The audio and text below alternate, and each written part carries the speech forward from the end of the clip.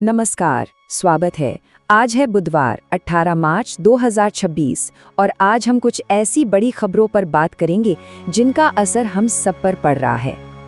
आज की चर्चा में हम ईरान इजराइल युद्ध के ताज़ा हालात से लेकर भारत पर इसके असर तक हर एक पहलू को समझने की कोशिश करेंगे।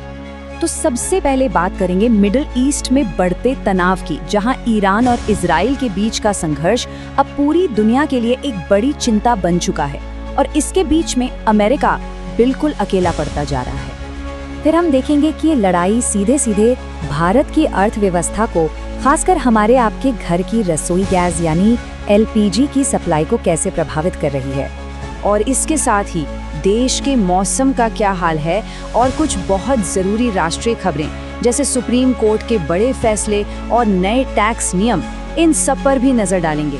तो चलिए शुरू करते हैं। तो देखिए, ईरान और इजराइल के बीच जंग को आज 18 दिन हो चुके हैं और ये लड़ाई अब एक ऐसे पॉइंट पर आ गई है जहां दुनिया का सुपर पावर अमेरिका बिल्कुल अकेला खड़ा दिख रहा है और हालात लगातार बिगड़ते जा रहे हैं।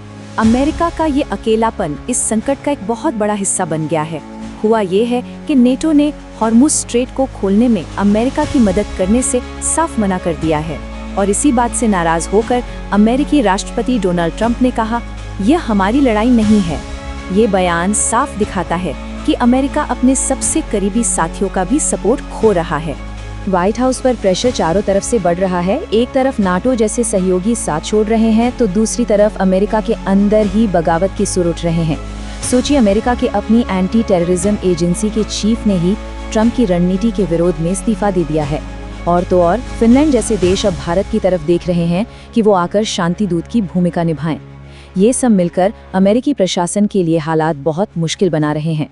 इस लड़ाई के बीच ना एक इन्फॉर्मेशन वॉर भी चल रहा है। इजराइल ये दावा कर रहा है कि उसने ईरान के दो बहुत बड़े अधिकारियों लारिजानी और सुलेमानी को मार गिराया है, लेकिन दूसरी तरफ ईरान इस पर पूरी तरह खामोश है। उसने न तो हाँ कहा है न ना। इससे कंफ्यूजन और बढ़ गया है कि आखिर सच क्या है। लेकिन ये मत सोचिए कि हजारों किलोमीटर दूर हो रही ये लड़ाई सिर्फ एक इंटरनेशनल खबर है। नहीं, इसका सीधे असर हमारे देश भारत पर और हम सब पर पड़ रहा है। चलिए देखते हैं कैसे। इसका सबसे सीधा और दुखद असर उन 2000 से ज्यादा भारतीय नाविकों पर पड़ रहा है जो इस जंग के बीच फारस की खाड़ी में फंस गए हैं। और एक बहुत ही बुरी खबर ये है कि ओमान में हुए एक ड्रोन हमले में राजस्थान के एक भारतीय नागरिक की जान भी चली गई है। लेकिन इन मुश्किल हालात के बीच एक बहुत बड़ी राहत की खबर भी आई है। नंदा देवी नाम का एक जहाज 46,500 मीट्रिक टन LPG लेकर सुरक्षित भारत पहुंच गया है। ये एक बहुत बड़ी खेप है जिससे देश में गैस की कमी की चिंता थोड़ी कम हुई है। तो भारत इस सिचुएशन से निपटने के लिए एक साथ दो मोर्चों पर काम कर रहा है। एक तरफ डिप्लोमेसी, प्रधानमंत्री मोदी खुद UAE जैसे देशों से लगातार बात कर रहे हैं ताकि हमारे जहाजों को एक सेफ रास्ता मिल सके, और दूसरी तरफ देश के अंदर सरकार लोगों को भरोसा दिला रही है कि EKYC नहीं भी हुआ है तो आपका LPG कनेक्शन नहीं कटेगा। ये इसलिए किया जा रहा है ताकि किसी भी तरह का पैनिक न फैले। अब एक बड़ा सवाल ये उठता है कि क्या भारत सच में इस कॉम्प्लिकेटेड लड़ाई में एक शांति दूत की भूमिका निभा सकता है? आपको क्या लगता है? अपनी राय कमेंट्स में हमें जरूर बताइए। चलिए अब अंतर्राष्ट्रीय खबरों से आगे बढ़ते हैं और देखते हैं कि हमारे अपने देश में क्या चल रहा है, क्योंकि यहाँ भी कई बड़े और जरूरी बदलाव हो रहे हैं। इंडिया पोस्ट अब प्राइवेट कुरियर कंपनियों को जबरदस्त टक्कर देने के लिए तैयार है। उसने 3 नई प्रीमियम सर्विसेज लॉन्च की हैं, जिसमें 24 और 48 घंटे में डिलीवरी की पक्की गारंटी होगी। और सबसे बड़ी बात, अगर डिलीवरी में देरी हुई तो आपको पूरा पैसा वापस मिलेगा। ये वाकई एक गेम चेंजर हो सकता है। सुप्रीम कोर्ट ने महिलाओं के अधिकारों को लेकर एक बहुत ही ऐतिहासिक फैसला सुनाया है। अब से कोई भी महिला जो कानूनी तौर पर बच्चा गोद लेती है, उसे 12 हफ्तों की मैटरनिटी लीव मिलेगी और इसमें बच्चे की उम्र की कोई शर्त नहीं है। ये बराबरी की दिशा में एक बहुत बड़ा और जरूरी कदम है। अच्छा, इसके अलावा देश में कुछ और भी बड़े बदलाव हो रहे हैं। ध्यान से सुनिए।